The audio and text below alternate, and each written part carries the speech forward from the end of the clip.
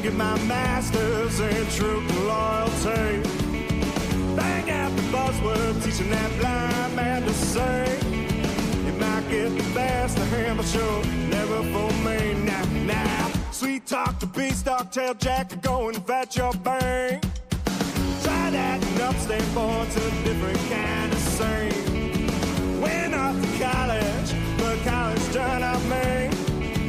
Couldn't get my masters in truth and loyalty. I said, whoa,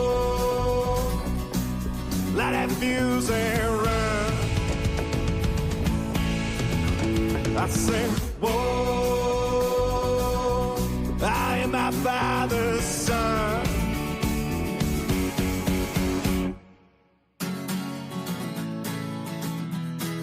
Light that fuse and run. Whoa, light that fuse and run. Went off to college, but college done up me. Couldn't get my masters in truth and loyalty. Bang out the buzzword, teaching that blind man to sing. You might get the best of him, but you'll never fool me. Now, sweet talk to beast, dog tail jack to go and fetch your bang. Try that and upstate boy, it's a different kind of scene. Went off to college, but college done up me. Couldn't get my masters in truth and loyalty. I said, whoa, light that fuse and run. I say, whoa, I am my father's son.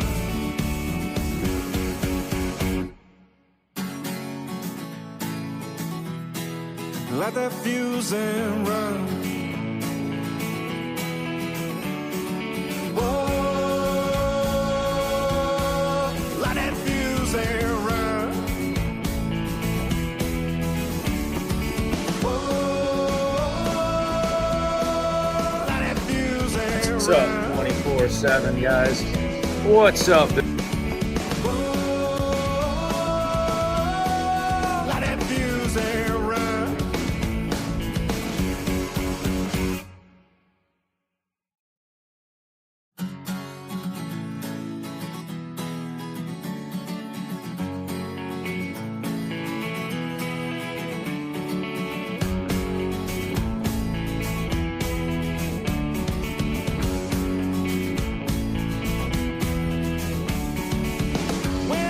College, but college done up me. Couldn't get my masters in truth and loyalty.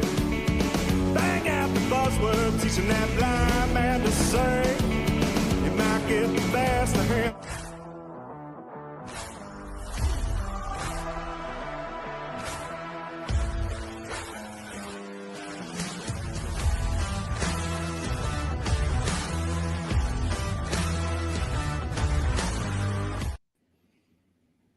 What's up, Bills Mafia?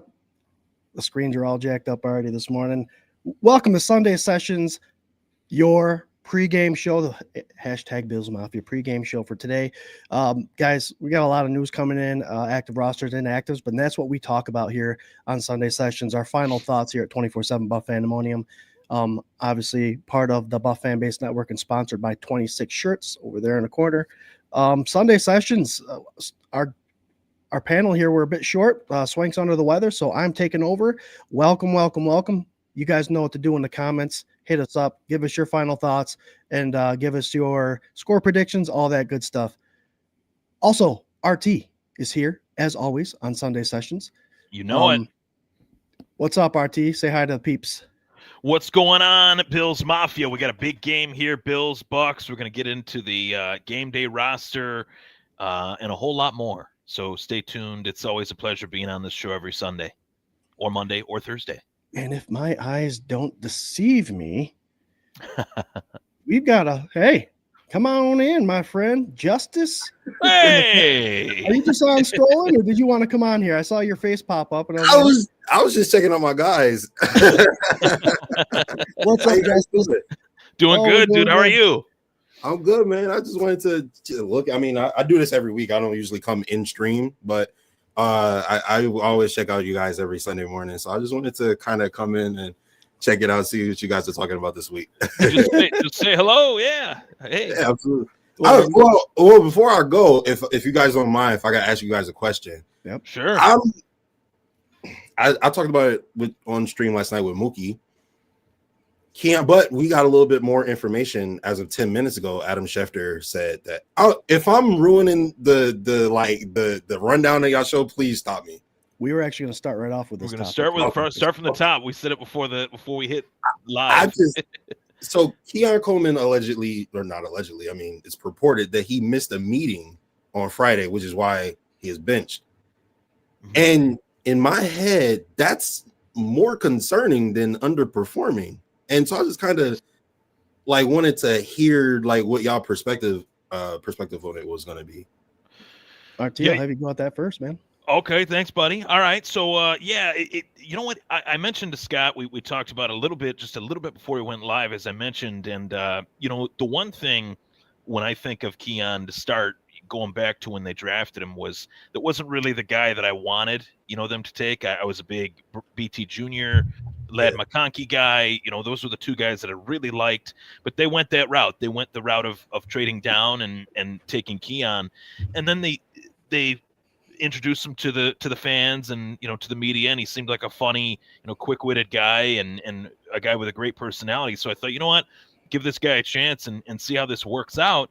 And 1 year later, after kind of a down, debut rookie season and definitely a down sophomore year outside of week 1 this season, it's just disappointing. That's the biggest thing I could say. It's extremely disappointing that a player that they invested a high draft pick in, second round draft pick, that is, would be here 1 year later on the outside looking in to Mecole Hardman, who they signed, a week and a half ago or whatever it was. And on the outside looking into Gabe Davis, who they let go to Jacksonville, largely because they didn't want to pay him the money that Jacksonville did, but also because they believed that they were getting a better replacement in Keon himself, post draft. So it's very disappointing. I question where they go from here. This isn't the first time this has happened. This is like the second or third time this has happened, according to reports.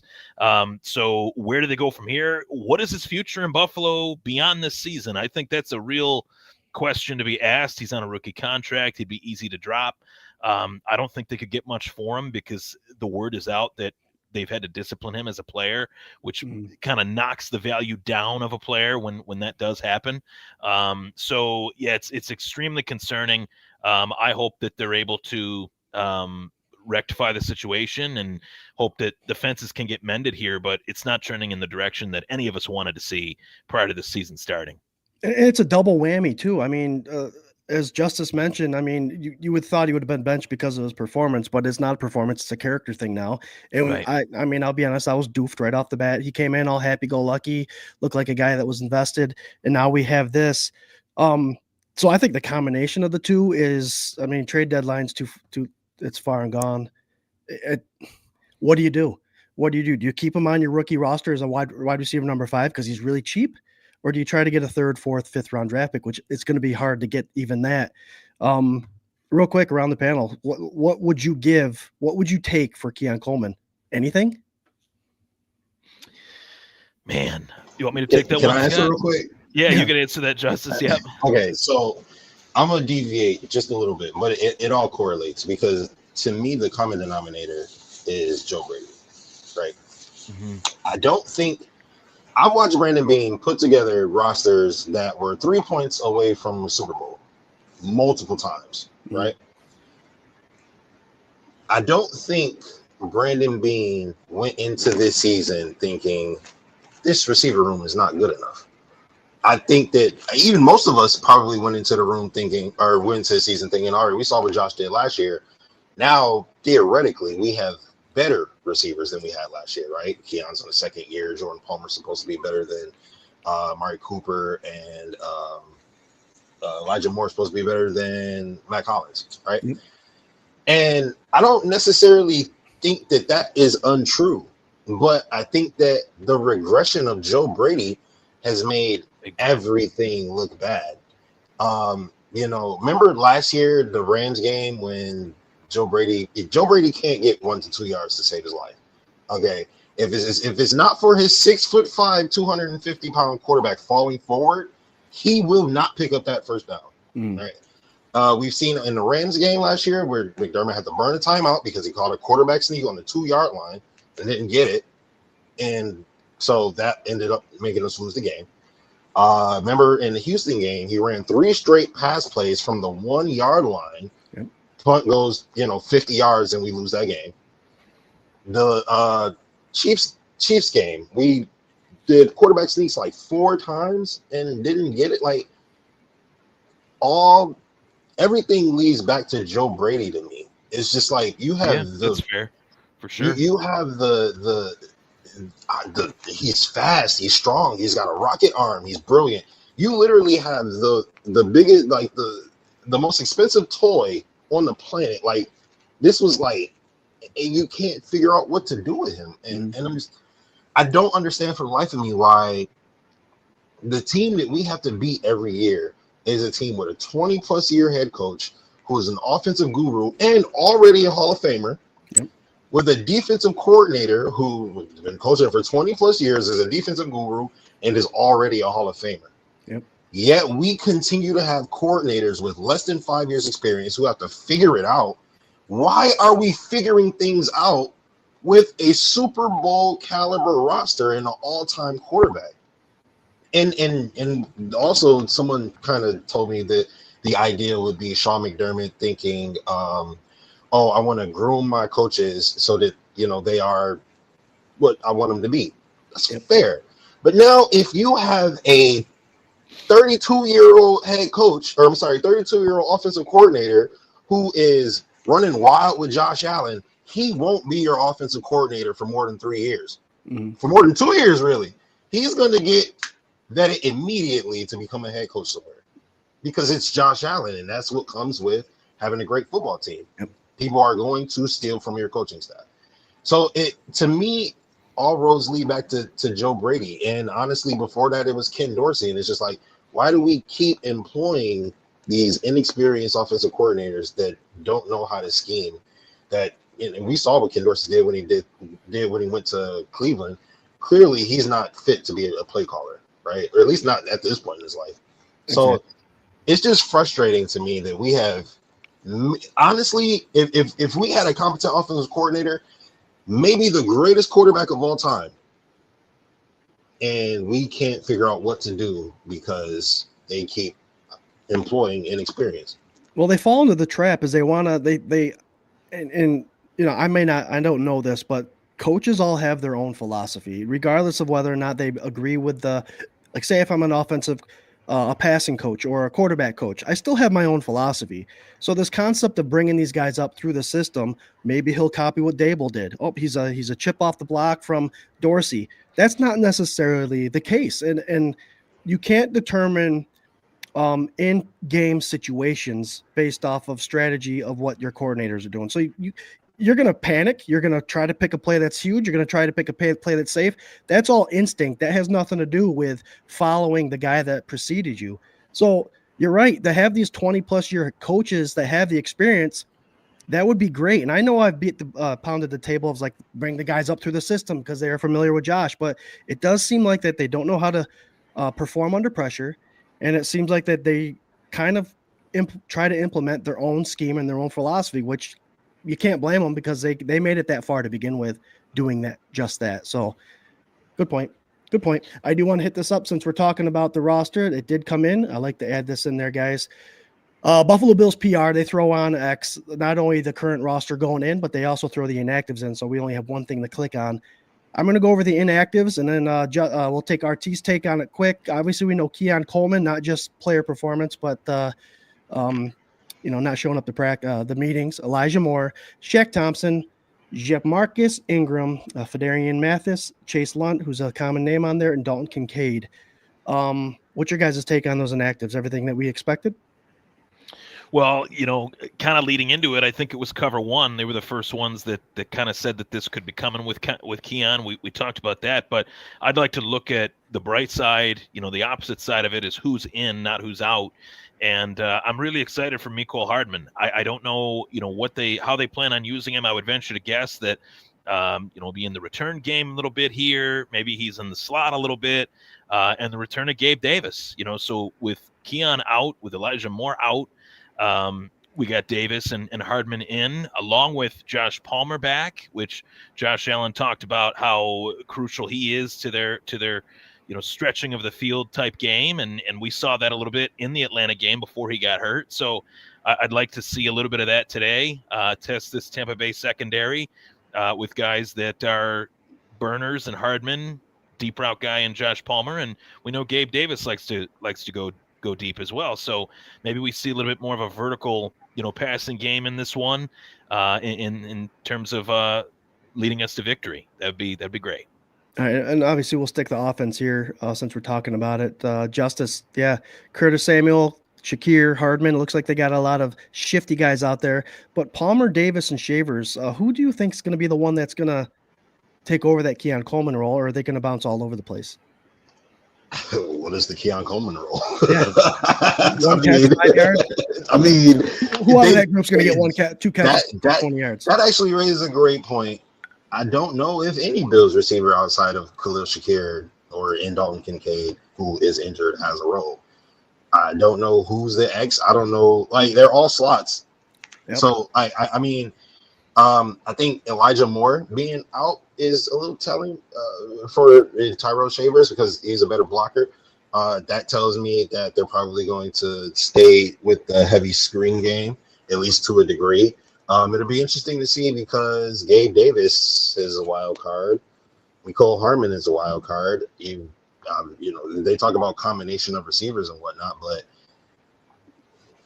I don't know. I haven't seen anything from Joe Brady in the year of 2025 to make me say he's going to figure it out. Right. With whatever group of wide receivers is out there, unless you bring back Stephon Diggs and or another number one receiver. That was my philosophy going into the trade deadline was give him so much that he can't lose. You know what I mean? Like, if you're going to stick with Joe Brady, then you know what I mean? What's the term I'm looking for? You stack the deck for yourself, right? Give him some weapons, yeah. Give him a plethora of weapons to use, which honestly, if you give away a first-round pick for Jalen Waddle, is accomplished. So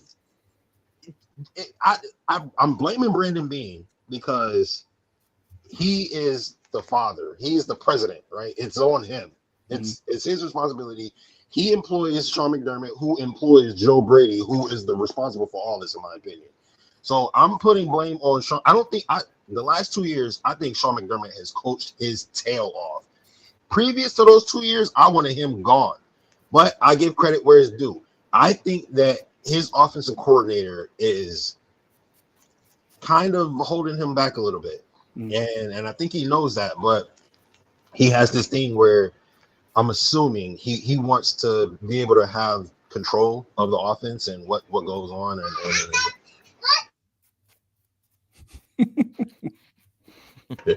Where he wants to have a little bit better control of the offense as far as the running and defense, like most defensive coordinators want to do. But I just haven't seen anything from Brady to make me say, all right, Mecole Hardman, who was not previously on the roster, Gabe Davis, who got a big contract and then did virtually nothing, are going to come in and be difference makers for us. When I think Keon Coleman is actually very talented and could be a good receiver in his league someday. I just don't think he has the offensive coordinator to facilitate that. Yeah, we haven't seen it yet. My hope is that we do today. Like it's got to start at some point in order for this team to give the Patriots a run for their money and get this AFC division for the 6th straight year.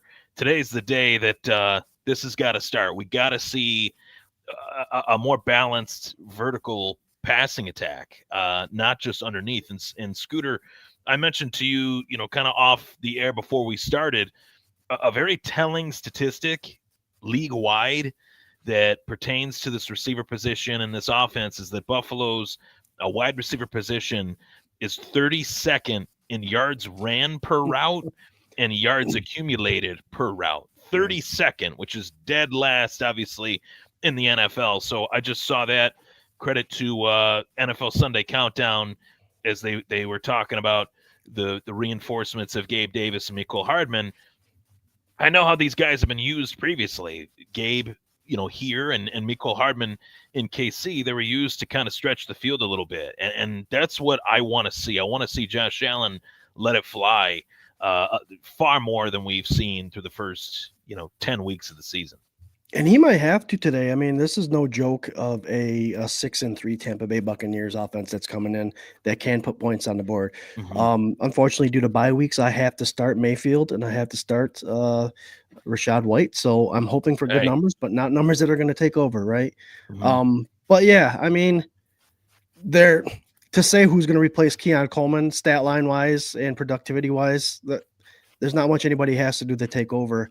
I can tell you that Joshua Palmer was beginning to get a little bit of a trust with from Josh Allen. Gabe Davis, we'll see, is a guy that's bigger guy and can't blow you off the line of scrimmage as far as speed. He does seem to get open. And of course, this was a couple years ago, and Josh Allen, buried at the 1 yard line, had enough trust to throw the ball deep to Gabe Davis and against the Steelers for that long touchdown. So there is trust with him. So who knows if that's what it is. I'll go back to the K-Gun report I said last week. I love Josh. He's grown every year, but there are situations where you watch the All-22 and he's not trusting players. He's not trusting them. There are players that are open that he's just not trusting. So hopefully that will remedy that. Before we talk about the defense quick, Sean Kinsley says, good luck, guys. Good luck, gents. Good luck, Sean. Uncle Jamie says, what's up, Mafia? Sorry getting these comments. I put them up earlier, but I just want to say hi to everyone. Lisa Johns, good morning, boys. Good morning. Lonnie Cook, hello. Hello. John Johns, good morning. Good football morning. You ain't getting. Robbie Snyder says, hey, y'all, Justice. Jim Graham has a little bit of medication preference. 2 bottles of MDD pineapple. Haven't had that one yet. We'll have to see. But he agrees with Justice and the rest of us. Joe Brady isn't the coach that uses players to their strengths. He's an incompetent ass coach. A lot of people saying that. Stop putting all the blame on him. Tell Josh and Joe Brady to blame as well. Yep. True. Well, you got to show up to the meetings, Jim. As a player, you got to show up to the meetings, man. Yep. I mean, the whole Joe Brady point is valid. I talked about that on my show too. Don't get me wrong. I've tweeted it, I've posted. If Joe Brady wants to interview at Penn State, he can go to Penn State. Like that's my take on that. But you got to show up to the meetings. Like that wouldn't bench a player that didn't show up to a meeting. Say that again. I don't know any coach that would not bench a player for not showing up to mandatory meetings. Exactly. Yeah, that's like the least you can do as a professional.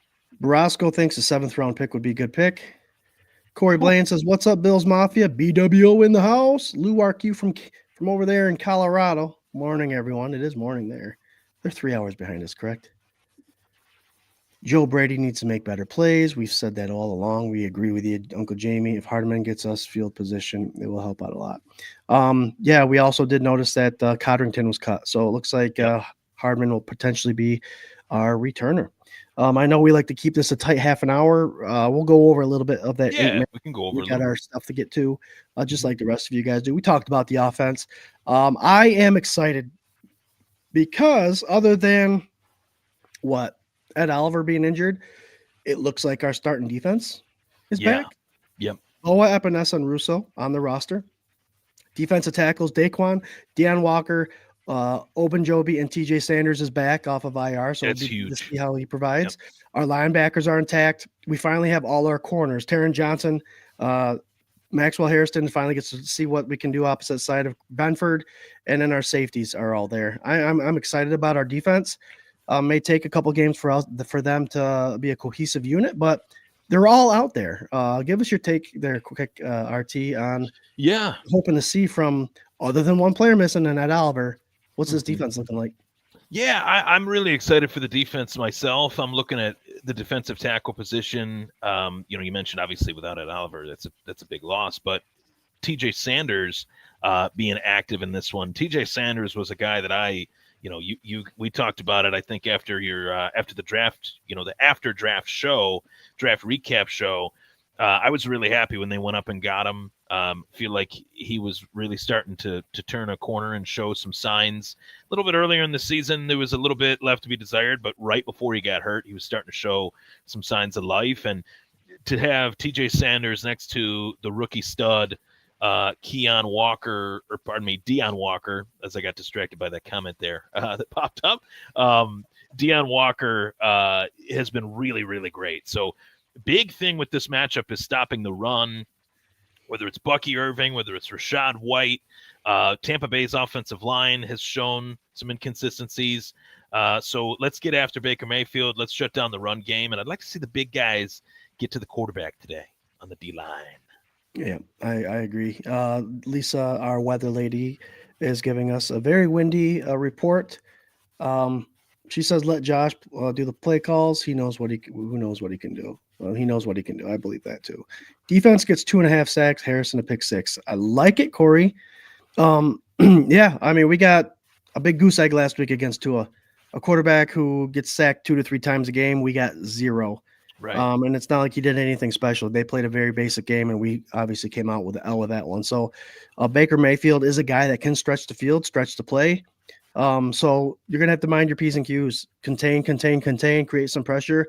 I do think that with a healthy defense, as I mentioned before, there's no reason, RT, why we can't get 2, 3, 4 sacks and have a day. But again, we're going to have to respect that run. That run can be effective, and we know our Bills have struggled there for sure. Definitely. All right. So before we get to our score predictions and final thoughts, brother, let's pull this up real quick. We got our friend from the BWO. Corey Blaine has a little video to show us here. Mafia. It's your boy, Corey Blaine. So something's going on with the Bills, and I'm hoping that we get it back. I'm thinking today we're going to let Josh be Josh. We're going to let James cook and maybe see something out of these receivers. Maybe Gabe Davis can do something for us, I hope, because we need some passing yards. We need some touchdowns. I think it's going to be a dogfight between Mayfield and Allen. But like always, Bills are going to come up on top. So I think Bills are going to win 30-27. And for any of them Space Jam fans out there like myself growing up, we're going to need Josh's secret stuff. But I don't think that's going to be enough. I think we got to go old school. Like I said, 30-27. Power of the O's, baby. Go Bills. That might have been his best work. I will say I like the Space Jam reference, and I liked the hoodie. That was pretty funny. Did you people what hoodie said? Yeah, that was pretty good. That was pretty good. I liked it. That was a good one. Thanks, Corey, from the BWO. They go live on Wednesdays at 8:00. But no, power of the O's, 30 points. I'm okay with that. Man, I tell you, my score prediction, I'm going to keep it the same. I do like a 31-17. I believe that's what I picked on the K-Gun report. It's windy, so who knows how the ball is going to be affected. I know Josh Allen can throw piss missiles. So with that being said, he can cut through the wind. Hopefully nothing takes off on him or flies off our wide receivers' hands. But big dubs for the Bills. We play this Thursday, so we can – in 2 wins, we can make quite a bit of a difference in this divisional race. Sure. Not only the AFC East division, but as far as the AFC conference, we can make a lot of damage by winning these next 2 games.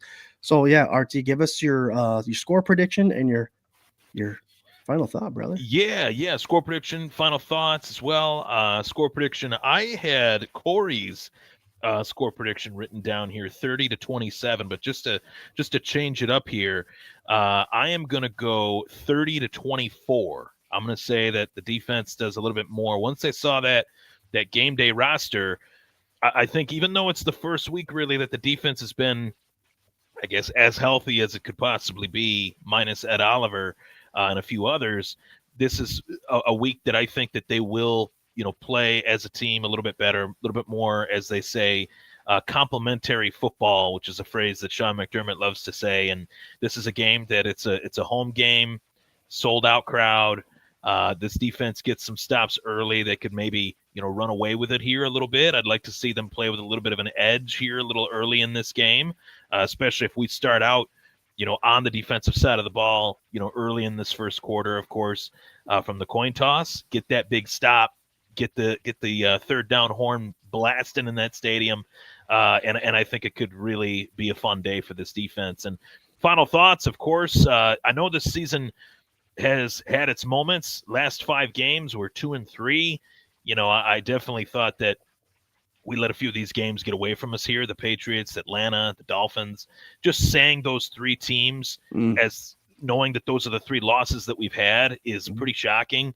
I think this is a seminal moment, though, in the history of the McBean-Allen era where they know they got to get this right. Their backs are a little bit against the wall here with an uphill battle, as you mentioned a little bit here, in the AFC East. But all it takes is 2 quality wins and getting one over New England at Gillette, which is always tough, but I think is very possible. The Patriots are a good team. They're a much better team than what they have been in previous years, but they've also won a lot of really close games. They've also been losing in a lot of the games that they found a way to win, which is not a knock. It's a compliment, but we will have more intel about ourselves and more intel about them as this season wears on. And I think we could easily split that and get right back, atop this division and run with it. So it's going to be a fun game. Baker Mayfield always brings the heat. Josh Allen does as well. We know that. Really excited to see this one. I agree. I agree with all that, RT. I do have one more question for you. I didn't realize we still had a couple minutes. The tight end situation here in Buffalo, they activated Kalecki Latu. I just saw that his size is 6'7", 250-something pounds. I mean, he's a tall son of a gun. Jackson Haas, known as our blocking tight end, and Dawson Knox, more of a blocking than a receiving tight end. Would you put money on in FanDuel or DraftKings, Kalecki Latu, at being as tall as he is to be a red zone target, maybe given an anytime touchdown? You know what? Why not? Fire it up. Have a little fun. That's that's my motto. I was going to say his name when when you first put up that graphic, because I did see it. He was a fun little story on Hard Knocks, and he's a guy that they valued. Listen, I can't overstate it enough, but when we go through August and the training camp and preseason, and these guys make the practice squad, they're valued on this Buffalo Bills team a lot more than people realize. And they always usually do get an opportunity to show something. So I would consider that. I would consider that for sure. And if it's something that could kind of put your bet over the top, then why not? Yeah, he'd be a pretty plus anytime touchdown kind of character to add to your list there. You heard it first. RT says put him on your FanDuel, make him some money. 20% of the money should go right to RT. He'll put his Venmo link there at the bottom of the screen. My final thoughts. Yeah, exactly. We have a chance here to go up 2 games quick. We do play the Patriots again this year, so destiny is in our own hands. We control our destiny here, I believe. Patriots do fall on that list of easiest schedules remaining, so it's going to be very difficult. So we have to take advantage of these games because we still have a bunch of tough games to play, but we got to win this one game at a time. Hit us up an hour and a half before every game this Thursday. The game's like at 8:25, something like that. So look for us about 7:30 to go live, and other Sunday sessions. We'll be on here getting ready, having a couple of drinks and giving our final thoughts. And as always, hit up our K-Gun Report, 8:30 every Tuesday. We review the last game, which will be this game, and we preview the next game, which will only be in Thursday. So looking forward to it. You guys kick ass in the comments as always. Enjoy today. It's snowing here. It's windy as it is in Buffalo. So hopefully it's a fun game to watch. We're wearing all white, so that should be interesting. Remember that Colt game? But until then, guys, we'll see you on Tuesday. Cheer loud, drink responsibly. Go Bills. Go Bills. Go Bills.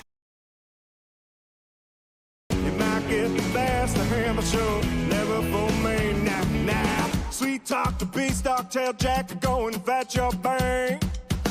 Try Tried acting upstate, born to a different kind of sane. Went off to college, but college turned out me. Couldn't get my master's in truth and loyalty. I said, whoa, light that fuse and run. I said, whoa, I am my father's son.